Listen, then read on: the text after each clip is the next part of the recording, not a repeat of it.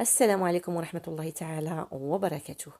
ان شاء الله اليوم غادي نديرو واحد الكيكة اللي فيها مراحل. ما نطولش عليكم بزاف. غادي نشرح المراحل الأساسية. هاد الكيكة بسيطة، فيها الطحين وفيها الماء وفيها السكر وفيها الزيت.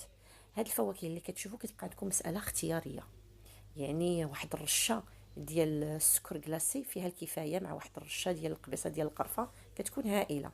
كتبقى عندكم مساله اختياريه في هذا التعسيل ديال هاد الفواكه، اي فاكهه عندكم.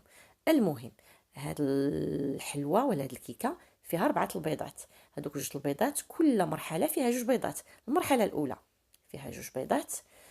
المهم كناخذوا واحد اللاطه كندير فيها زبيده، كندير فيها شويه رشه ديال الطحين وكنخليوها حدانا من طبيعه الحال. المرحله الاولى كتكون فيها 2 بيضات، وكناخذوا كاس ديال السكر وكاس ديال الزيت وكاس ديال الماء مخلط، ما ديال الزهر، وكنحيدو منه ربع ربع ربع، وكنخليوه المرحله الثانيه ان شاء الله.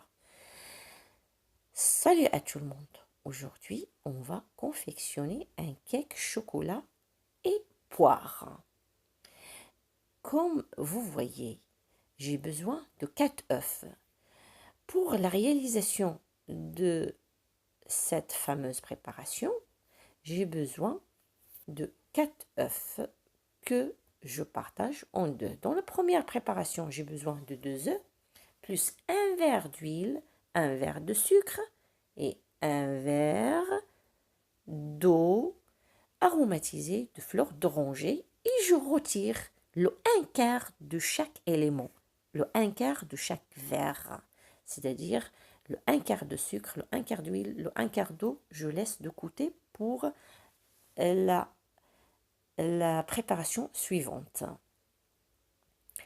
على كل حال، هاد المرحلة الأولى كنزيد واحد المعلقة كبيرة ديال الخل، وكنزيد من طبيعة الحال قبيصة ديال الملحة في الطحين اللي كنحتاج في 300 غرام، كناخذ 250 غرام في المرحلة الأولى، وكنزيد فيها قبيصة ديال الملحة، وكنخلط الخليط وكنديرو في واحد الإناء نقي وكنخليه جانبا، وكنمر في نفس الإناء نصاوب المرحلة الثانية. المرحلة الثانية كتكون فيها داك الربيعات اللي بقاو ليا من داك السكر والزيت والماء، وكنزيد عليه معلقه ديال الخل وواحد المعلقه صغيره كي كتشوفوا معلقه صغيره ديال الخميره، وكنزيد عليه 2 معالق ديال الشوكولات، مسحوق الشوكولات. الخليط الاول تنحتفظ به في واحد الاناء نقي، وفي نفس الاناء كندير هذا الخليط اللي قلت لكم. Bien sûr, pour la réalisation de la deuxième préparation, j'ai besoin le 1/4 de sucre, le 1/4 d'huile, le 1/4 d'eau resté ou réservé avec les 2 œufs, et je viens de rajouter 2 cuillères à soupe de cacao en poudre amère avec 1 cuillère à soupe de vinaigre, et bien sûr la petite cuillère que vous voyez qui est restée de la levure pâtissière et une pincée de sel. Je mélange le mélange et je pose de côté. Là, je viens d'obtenir 2 préparations. La première préparation et la deuxième préparation chocolatée ولا كاكاوتي. على كل حال هنا حصلت على ديك المرحله الاولى، حصلت على داك الشيء اللي درتو في الاناء الاول، والاناء الثاني حتى هو فيه هاد الخليط ديال الشوكولات. كناخذ الاناء ديالي المول وكندير فيه هاد العناصر بهذا الشكل اللي غتشوفوا باغ ايماج، يعني بالصور.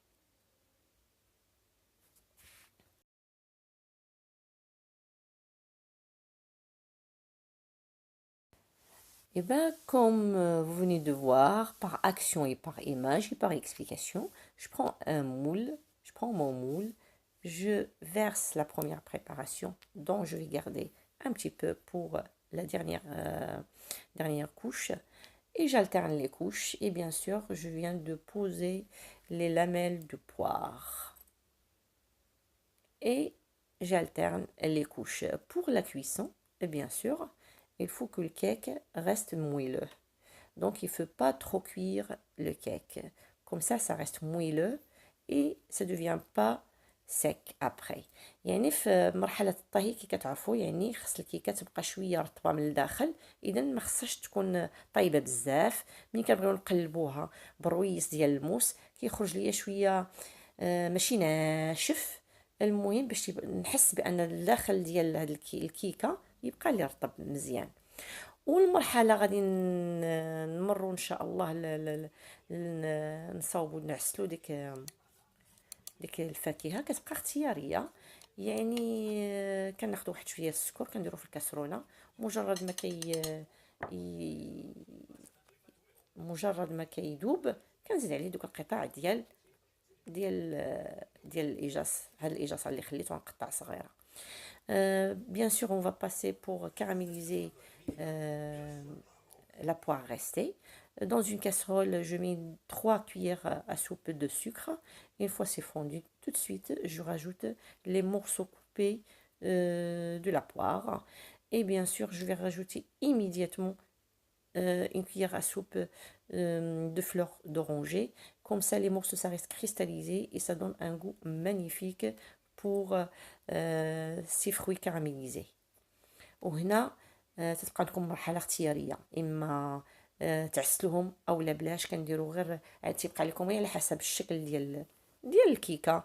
اما تكون يعني حسب الشكل اللي بغيتو. نديروا عليها غير رشيشه ديال السكر وواحد الرشيشه ديال القرفه كتكون هائله. اي لا جو لاس يا لا بروشين ان شاء الله وباذن الله. اي نخليكم في رعايه الله ان شاء الله.